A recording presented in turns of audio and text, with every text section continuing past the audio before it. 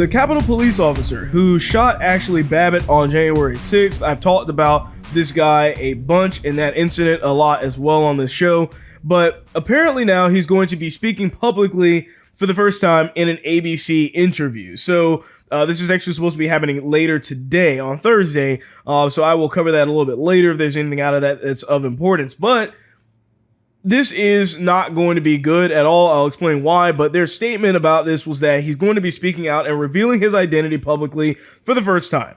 The officer will share his perspective on the events of that day, including the aftermath of the deadly insurrection and the threats he has received. So, of course, they're going to make this out to be the worst thing ever. They're going to lie a bunch. They're going to cover up the facts of the situation. He's going to misrepresent what actually took place, and he's going to play the victim. We know how this is going to work already. Now, Ashli Babbitt's family was actually trying to sue them because of this. They even launched an investigation into the murder. But the problem is that the Department of Justice basically dropped the whole thing and said, well, we just want to keep this guy anonymous because of his protection and security reasons. And now it's just coming out. So I'm not really understanding exactly what's going on with that, why they're choosing to do this now. If you ask me, I think it's probably because he's going to do some book and he's trying to get a book deal.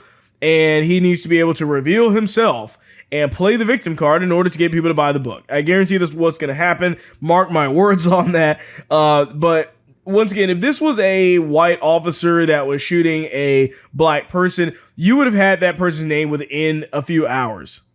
And in this particular situation, just to see the runaround that Ashli Babbitt's family's been getting is just sad and ridiculous. It shouldn't be taking place like that. Either way, we have to look at the facts of the situation.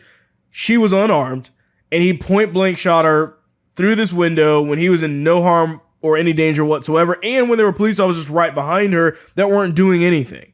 So this really just kind of speaks to the ridiculousness of that entire situation.